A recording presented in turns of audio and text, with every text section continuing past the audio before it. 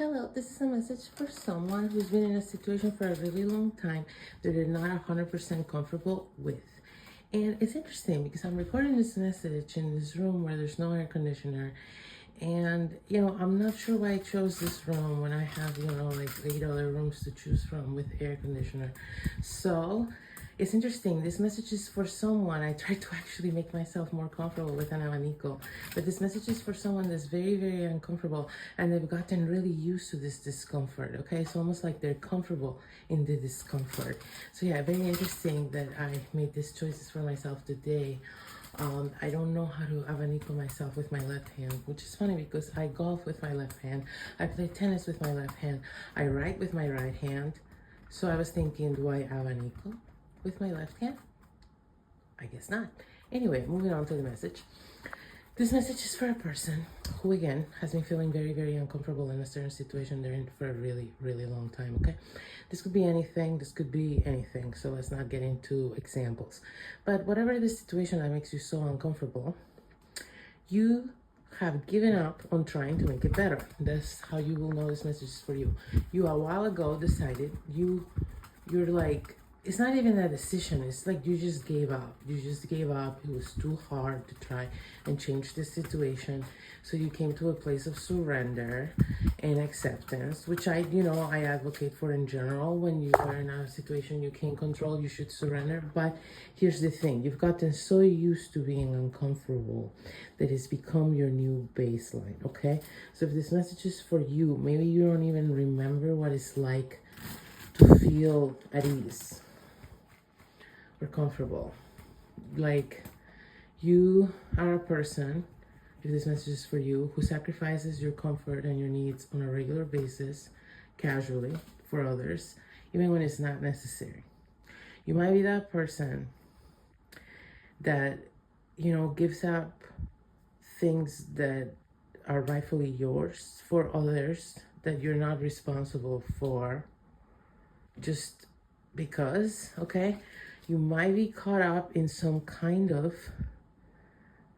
framework that makes you think you will be a more righteous person if you suffer more and you give of yourself to others to an unhealthy degree. Okay, this might be the case, especially I'm getting if you're Catholic or Christian or something, grew up with that. You know how they love the glorification of poverty, suffering, etc. That's just very toxic. So unfortunately, if that was ingrained in you since a child, maybe you don't have a way to see through it and you just get caught up in the behaviors, which in reality you're just self-sabotaging and not taking good care of yourself for the sake of taking care of others who are not your responsibility and who probably don't even appreciate it. I'm getting something strongly about whoever you sacrifice your comfort for regularly does not notice, appreciate, and this person is not your responsibility. There's a person or a group or a workplace, it could be any of those things. But the bottom line is they don't notice, they don't acknowledge, they don't appreciate, and you don't know why you do it. And when you think about it, maybe, it's an internal thing of, I guess I'm a good person. But here's the thing, you can be a good person to yourself by treating yourself well and be a good person to others without sacrificing your well-being for them. You can be a very good person without shitting on yourself, okay? That's, again, a flawed premise that you should look into where you pick that up. Because if you pick that up, from a religious framework, it's probably deeply ingrained in you and it might be sabotaging your entire life. I've seen it a million times with Christian people. They get taught these beliefs in their childhood and then they have trouble manifesting good things for themselves because they associate being righteous and good with, again, self-sacrifice, poverty, overly giving of yourself, suffering, like negative concepts, okay? Again, I didn't grow up Christian, but I did grow up in Spain where, the Catholic culture pervades all. So even atheist people kind of behave Catholic in many ways. So it is something I am familiar with and I'm not.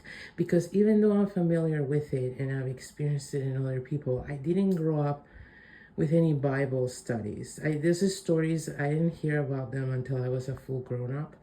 So they didn't affect me like that. And by the time I was able to hear about them, it was my discernment was already there, that I found them, I saw the value in what was valuable, but I also saw the flaws and the destructiveness of some of the beliefs, right? So whoever this message is for, you're stuck in a belief system that doesn't serve you. Okay, if I'm getting whoever this is for, you do want to be a good person. That's important to you. Somehow you've attached this being a good person thing with being uncomfortable and not happy and never getting your needs met.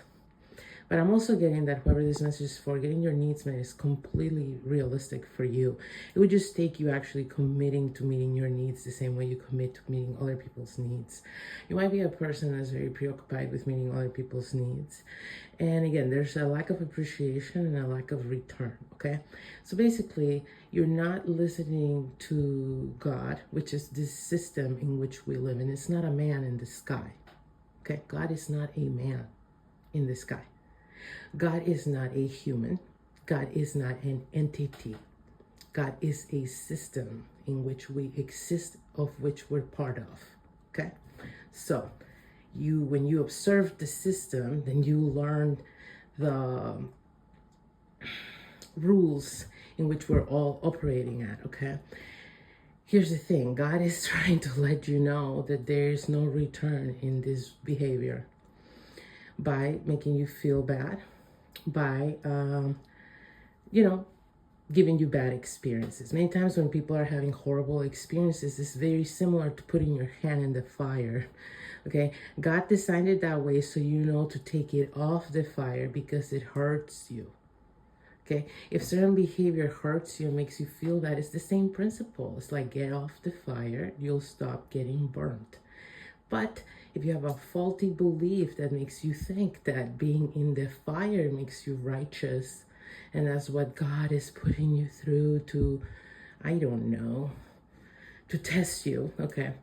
This is not how God's tests work, okay? It's not. So what you're going through is kind of a moment of recalibration, okay? It's inviting you to recalibrate. I have talked about this in this channel before. Many people have crossed wires when it comes to just the basic interaction with our reality and how we interpret the feedback that it gives us. Okay? And so life is constantly inviting us to recalibrate that and to have our emotional guidance system properly in place, okay?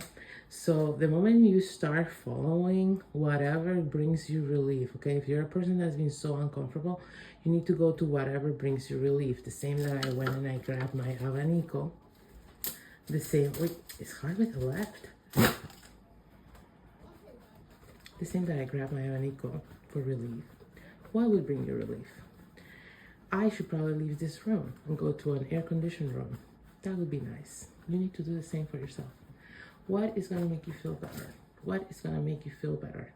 What is going to make you feel less comfortable? Start focusing on making yourself feel good and comfortable and taking really good care of yourself. Stop thinking about doing that for others as much. If you have children and they're your responsibility, or elderly parents you have to take care of, or employees, by all means continue to do right by them. But don't sacrifice yourself to do that. And put on your list also as a priority your own comfort and happiness. Everything will start changing really rapidly once you do that. And you will notice that once you start feeling comfortable in your life, you will start being less able to tolerate the discomfort. And through that, you will be guided to a more rightful path for you. So hopefully this was helpful.